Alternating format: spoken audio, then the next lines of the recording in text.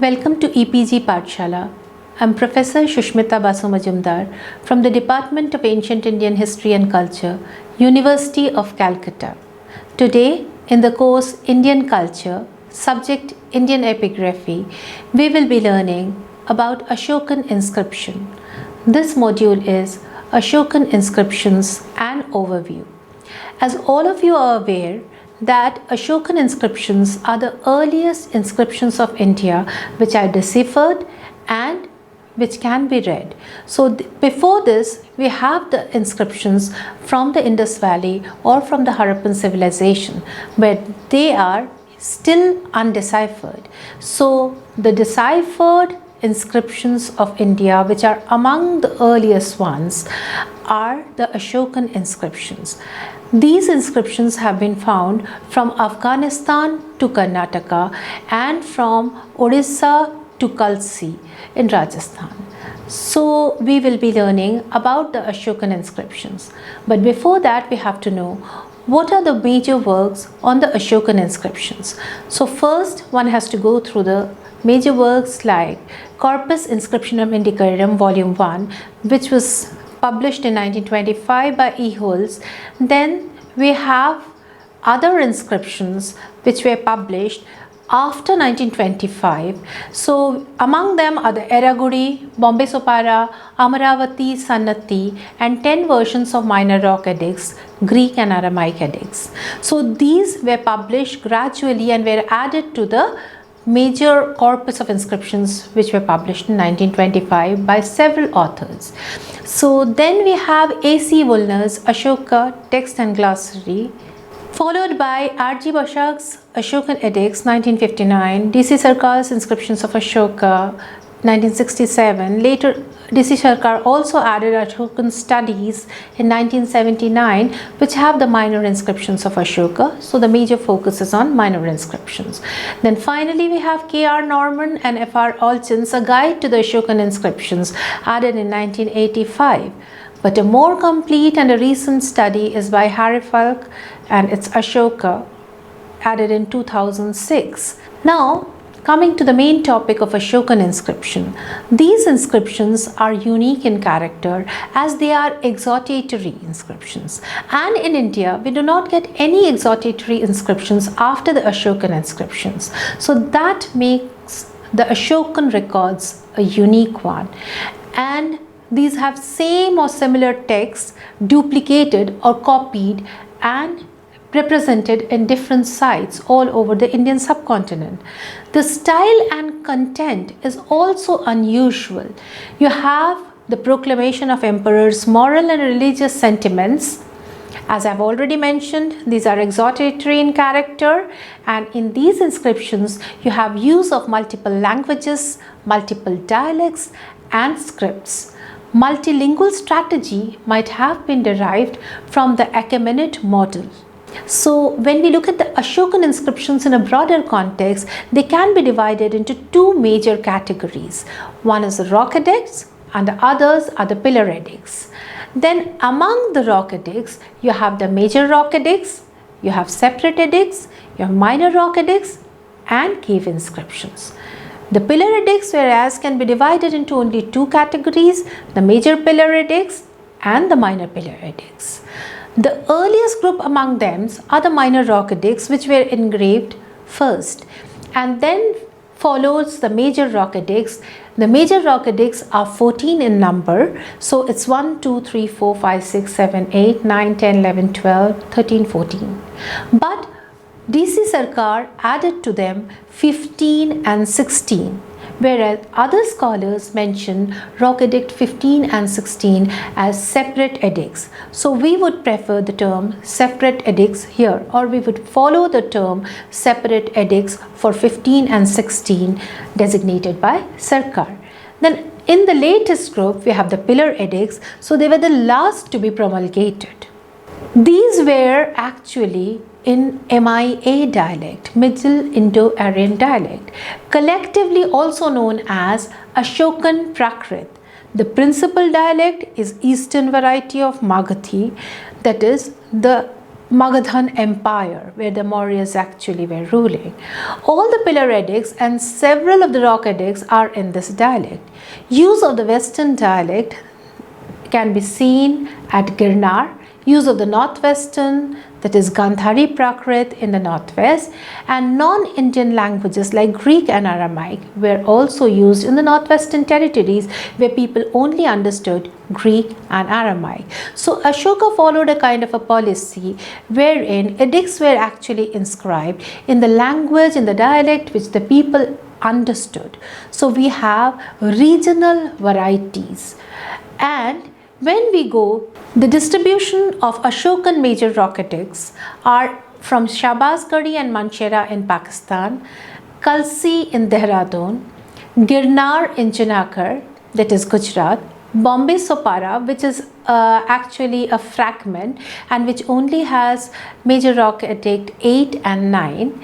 Rest of them are absent. So actually we might have lost the rest of them. And finally we have at Eragudi, which is in Andhra Pradesh or Kurnool district. So these are the places from where major edicts have been reported.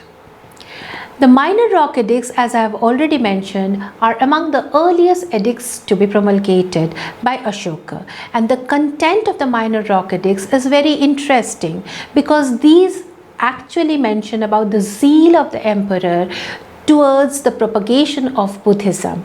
And this is after a tour, a religious pilgrimage tour which he had taken. He now mentions about his religious zeal, and he says that it is 2.5 years that he has been very zealous now, and before this he had not been doing much to propagate Buddhism.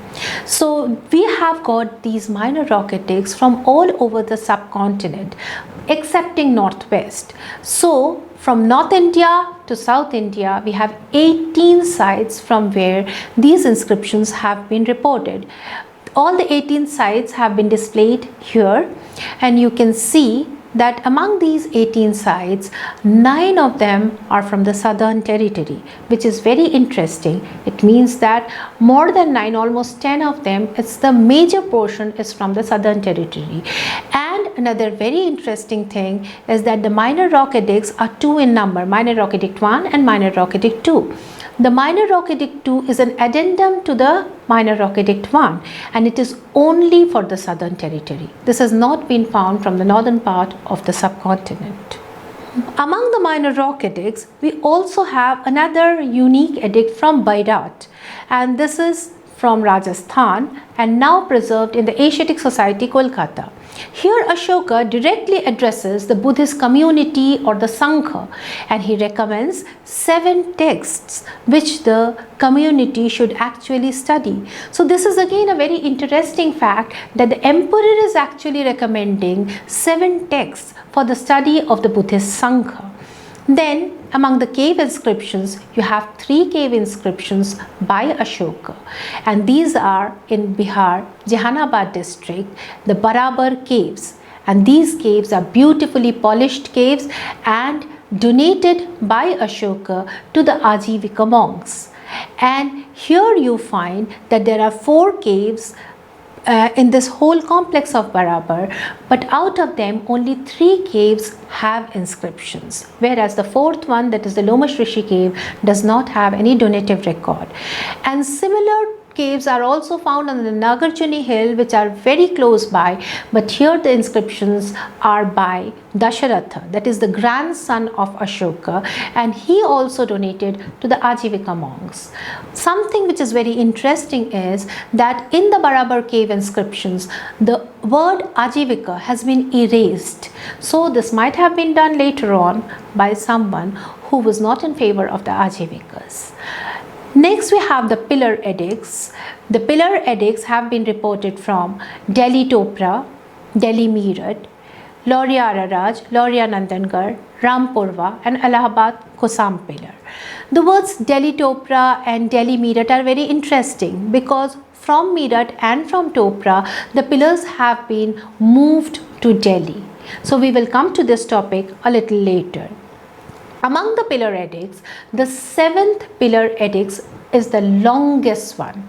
The 7th pillar edict which is, let us discuss the Delhi Topra Edict, which is the longest Ashokan inscription. It summarizes and restates the contents of all the other pillar edicts, and to some extent those of the major rock edicts as well. So as I have already mentioned that the pillar edicts were the last to be promulgated, so you almost get the summary of all the inscriptions of Ashoka, all the major inscriptions of Ashoka in the 7th pillar edict. The Ashokan pillar at Kosam, that is Allahabad pillar, Allahabad Kosam pillar of Ashoka, is again another very interesting inscription.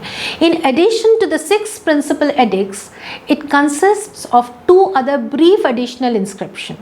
One is known as the Queen's Edict, where the gift of king's second queen, Dutiyae Deviye, is mentioned. So it's a donative record of the queen.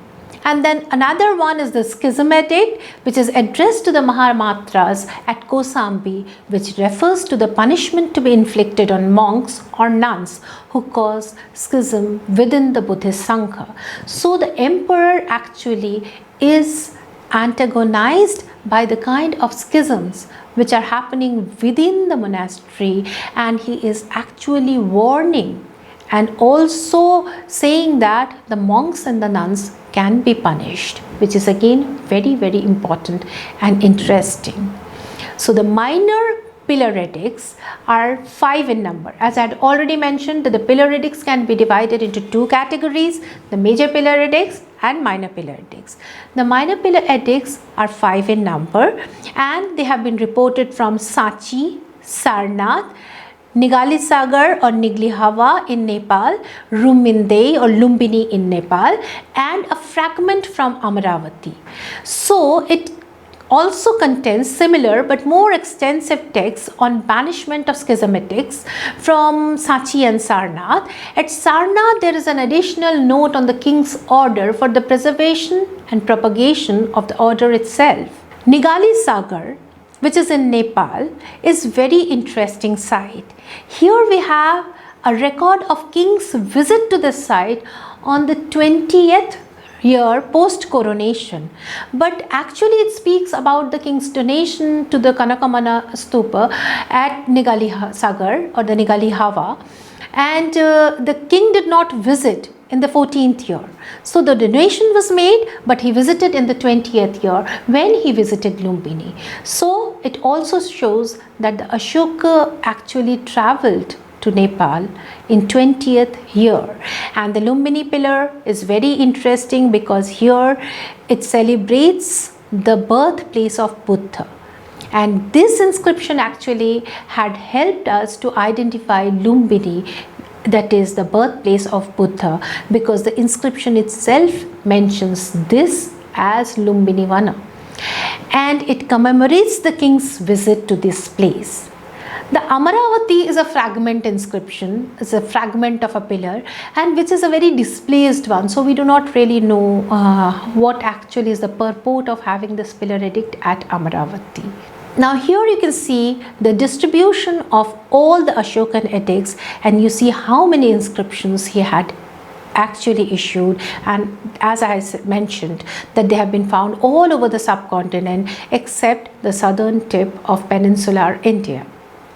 The Ashokan inscriptions have a major Achaemenid influence, and one can really see the influence of the Achaemenid inscriptions because Behistun inscription of Darius, which was issued in circa 520 BCE, here Darius uses the first person, which even Ashoka uses, like I am Darius, the great king, king of kings. And also we have the use of trilingual combinations, Old Persian, Akkadian and Elamite. And bilingual Ashokan inscriptions are also known. So Greek and Aramaic and Indic and Aramaic inscriptions from Afghanistan actually give us this kind of a relationship or kind of an influence, which actually Ashoka was influenced by the Achaemenians. And the multilingual strategy might have been derived from the Achaemenid model. Now regarding the dating of Ashokan inscriptions, it is very interesting because the Ashokan inscriptions have the names of 5 Greek rulers, and this is what has helped us to precisely date the inscriptions. So these are among one of the earliest inscriptions, as we have already mentioned, and precisely datable inscriptions. Ashokan inscriptions are the earliest epigraphs that can be dated with certainty. These are all dated in the regnal year of Ashoka, so it's all post-coronation, and up to the 27th year we continuously get the inscriptions.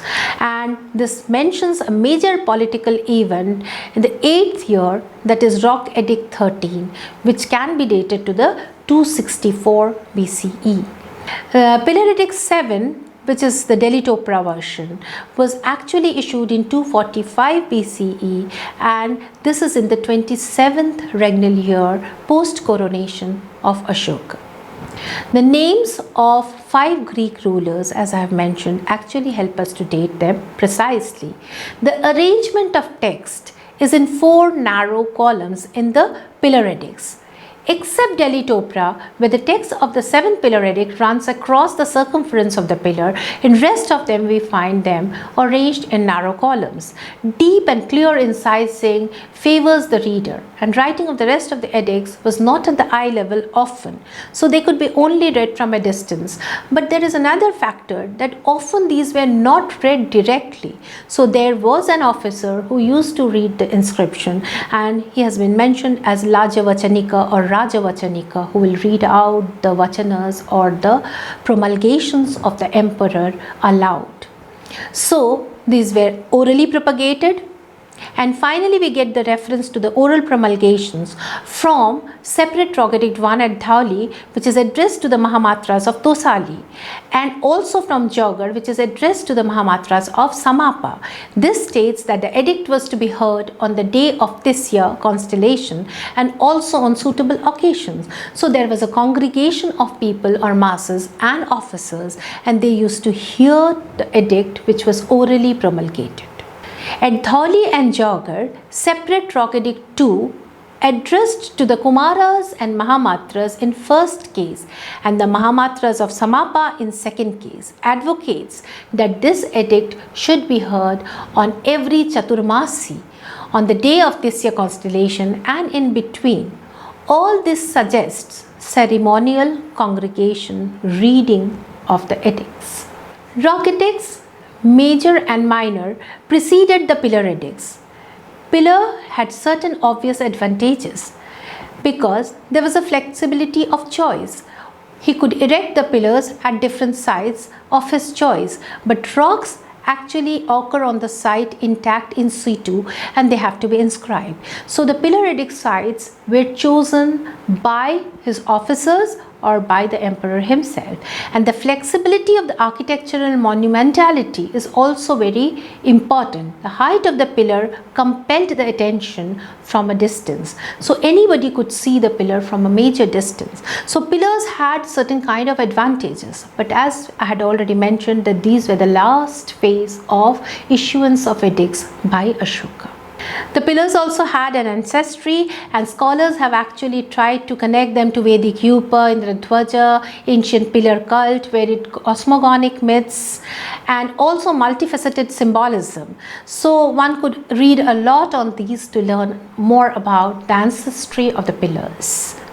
Now we have to look at the post-Mauryan context of the Ashokan inscriptions, which is again very interesting. The Chinese pilgrims Faxian and Xuanzang, who came to India, mention about the Ashokan edicts, and Ashoka in Chinese means sorrowful, Wu Yao.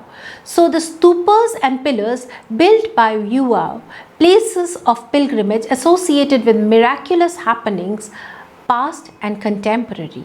They tried to connect the pillars with stupas and life of Buddha and associate them with the Jatakas, which is actually a wrong notion, but still they have tried to do it. So that's the Chinese context of the Ashokan inscriptions. Xuanzang speaks about the pillar at Lumbini, close to the stupa built here. It had a horse which, due to a wicked naga, was broken off in the middle and fell to the ground. He also mentions about a pillar at Kushinagara, mentioning about the parinirvana of Buddha. At Sarnath Deer Park, he speaks of a stupa and a pillar 70 feet in height. So all these are not available. but still we get them from the account of Xuanzang.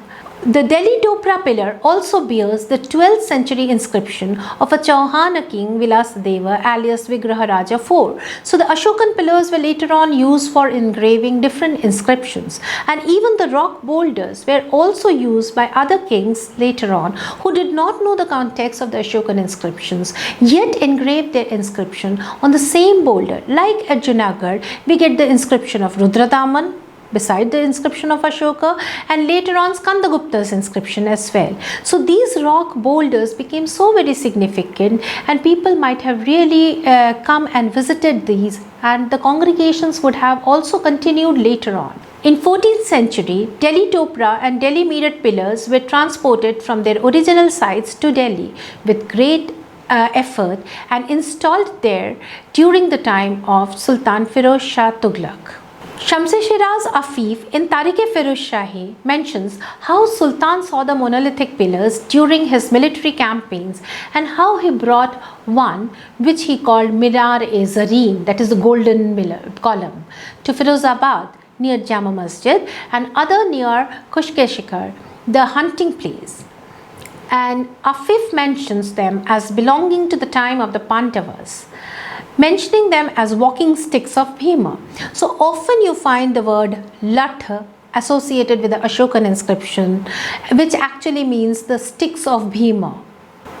So about removing the columns also, we get different kind of stories which are also very, very interesting. People from the village were requested to bring silk and cotton cloth, and the ground near the pillar was actually cleared, and the pillar gradually fell on this, and it was encased with reed and straw, and it was moved gradually on 42 wheels to the banks of the Yamuna, and the ruler himself came here to pay homage to the pillar, and it was safely transported via Yamuna to the place, that is Delhi.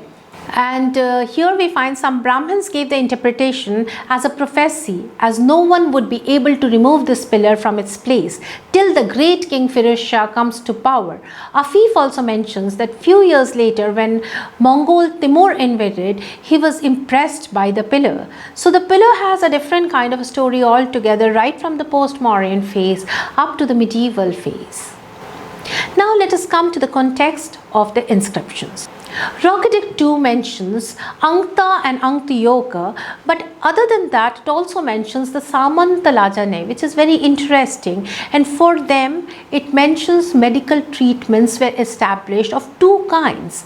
The roots and fruits which were not there were actually made to be planted. The terms which are used are Harapitani and Ropapitani, which actually means brought or imported and planted. So what was actually brought and imported and planted? It's actually Mulani, Chafalani, that is roots and fruits. So these are among the philanthropic activities. Besides this, wells were dug on the roadsides. So Ashoka also engaged in this kind of philanthropic activities.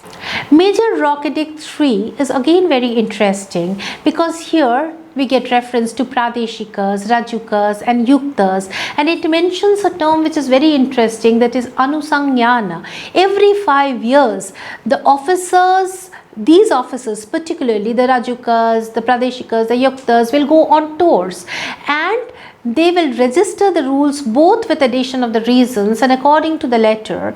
And it mentions that this has been written here by King Devanang Priyadasan when he had been anointed 12 years. In the 13th year, he created the post of Mahamatras for morality as notified in the order. Major Rock Edict 5 actually mentions that for the following purpose has the rescript on morality being written, that it may be of long duration and that my descendants may conform to it. So this gives an idea why Ashoka actually wanted the edicts. Middle Rock Edict 6 is again a very, very interesting edict. It mentions that in the past, neither there was a tradition of writing the note on work completion, that is Atakamma, nor submission of reports, that is Prativedana. With the donations made verbally, disputes may arise. So Ashoka made donations both verbal and written. It mentions about emergency situations, but it is difficult to accomplish it without great zeal. So, emergency situation is atiyayika, and the great zeal with which he mentions is agena parakramena, and for dushkaram, that is dukale, that is very difficult. It is very difficult to accomplish without much zeal. So for this, zeal is actually parakramena, and that is agrena parakramena. Major Rock Edict 7 mentions about bhava shuddhi, that is purity of mind. It also talks about sanyama, that is self-control, and Thridabhatita. This word is very interesting because Thridabhatita in Shabashkari version means towards whom. It mentions towards the king. So there should be full bhakti or full devotion towards the king. Major Rock Edict 8 mentions about the pleasure tours in the past, and this has been mentioned as Vihara Yatra. When Ashoka had been anointed 10 years, he went to Sambodhi, that is Bodh Gaya. The tour on morality undertaken for the below mentioned purpose, that is visiting Shramanas and Brahmanas, making gifts to them, visiting aged and supporting them with gold, visiting the people of the country, instructing them on morality, questioning them about morality as suitable for this occasion. So this gives us a context why Ashoka had gone for the religious pilgrimage or tour. Major Rock Edict 9 mentions about the practice of different ceremonies by the people, illness, marriage, birth, when going on journey, etc. Especially the ceremonies performed and practiced by women are mostly useless. This is what the edicts mention. Ceremony of Dhamma is most fruitful. It regards for slaves, servants, respect for teachers, restrained behavior towards living beings, donations to Shramanas and Brahmanas. These are the major contexts which will give you fruits. So it yields results in the life and even in the next life. So this is a kind of promulgation where it is mentioned that there is life after this life. So it leads to heaven. Major Rock Edict 10 mentions that the beloved of the God desires fame and glory, restrict from evil inclination. It is difficult to attain by the highly placed or those who are rich and elite. That's what he mentions as duskaram. Rock Edict 11, 12 and 13. They have a different kind of orientation. Rock Edict 11 mentions about non-killing of living beings. Rock Edict 12 is very important. It mentions about restraint of speech. And Mahamatras were of three folds. They were Dharma Mahamatras, Ithijaka Mahamatras for women, and Vrachabhumika Mahamatras, who were actually for pasture and land affairs. Major Rock Edict 11 to 13 have been omitted at two places, particularly at Dhauli and Jaugarh. We know that the sites of Dhauli and Jaugarh are in Kalinga, where Ashoka had waged a war against Kalinga. So he did not want to mention a few things for his subjects at Kalinga. So he actually omitted the Rock Edicts 11, 12 and 13, which actually mention his remorse for the Kalinga war. So he does not want the people of Kalinga to know that the emperor is remorseful and he believes in self-restraint, he believes in non-killing, because he has already killed a lot of people at Kalinga. So it was purposefully actually omitted and not engraved at Dhauli and Jaugarh. So instead, there were two more edicts which were actually added. These are the separate Rock Edicts 1 and separate Rock Edicts 2, which have been mentioned as Rock Edict 15 and 16 by Sarkar. Interestingly, we also have the separate Rock Edicts 1 and 2 engraved in Karnataka, the site of Sannati. So we do not know why at Sannati we get the separate Rock Edict, but besides two more Rock Edicts, we get the separate Rock Edict engraved at Sannati. Major Rock Edict 14 mentions a very interesting thing, that is, the edicts which Ashoka has promulgated may be of three categories. It can be short, it can be medium and it can be large. Sankhita, Madhyama and Vistata. So usually we think that these are major edicts, minor edicts and different types of edicts.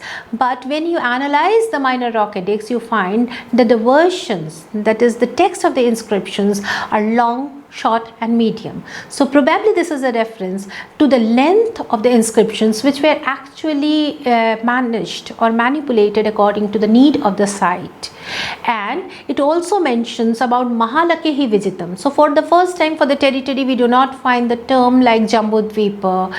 It mentions the territory as Mahalake. It's a large territory. And it also mentions Lipikara Aparadhena, that whatever has been wrongly written and engraved, it is due to the incompetence of the Lipikara, or it's due to the overlooking of some things or missing out of something, omission of the Lipikara. So it's very rightly mentioned that the things which are not mentioned or the things which have wrongly been written are due to the offense made by the Lipikaras. Now let us come to the topic of Separate Rock Edict 1. Separate Rock Edict 1 at Jaugarh mentions this territory as Samapa, and it is addressed to the Mahamatras or the judicial officers who strive to deal impartially, and reasons for becoming biased have also been mentioned, like envy, anger, cruelty, hurry for the want of patience, laziness and fatigue. So one has to overcome these, and the qualities desired have been mentioned as absence of anger and avoidance of hurry. Reading of the edicts for congregations and even for the single listener has been mentioned in these edicts. And the order of the Mahamatras, who are city judges, may strive at all times for this, that to men undeserved harsh treatment or imprisonment can be done. Separate Rock Edict 2 mentions, it might occur to my unconquered borderers, Avijita Anta, to ask, what does the king desire with reference to us?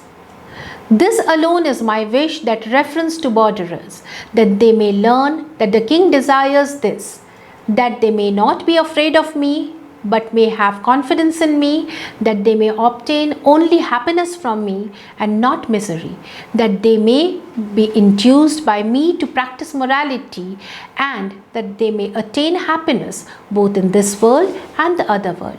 This rescript must be listened to by all every 4 months on the day of this year, and in between, and even by a single person. So this makes it very clear what was his actual intention. So coming up to the whole thing about Asokan inscriptions, it's very important to point out that the term Sasana has been used by Ashoka, and this term Sasana actually is also mentioned in Arthashastra. Sasana are so named as they are used by the king to give commands. Scribes should be endowed with excellences of a minister and should be able to read, understand and write well. The remainder of the passage describes the structure and contents of an edict. The ordering of the material, the expression and legibility are stressed. From this passage, it is clear that writing played an important role in the life and work of the king and his government. Rajasashana, whenever there arose a dispute in context of legal documents, Rajasashana is used as a precedence. So, Asokan inscriptions are kind of shasanas or promulgations by the ruler. But it is very interesting to note that Ashoka decided to engrave his edicts on stone when people could not read much of Brahmi. So, initially when Brahmi was introduced and most of the people or the subjects could not read, why did he take so much of effort of engraving? Because throughout his whole empire, that is throughout the Indian subcontinent, he had engraved the same text in different recensions. So probably at every site he had kept the orality factor, and he had also arranged officials to read out the inscriptions aloud to the masses, and that is why the congregations are very imperative thing which has been mentioned in many inscriptions. So people will congregate and gather and listen to the edicts. So this is an overview of the Asokan inscriptions, and you know it's a vast subject and one has to learn a lot. So this is just an overview introducing all of you to the Asokan inscriptions. Thank you.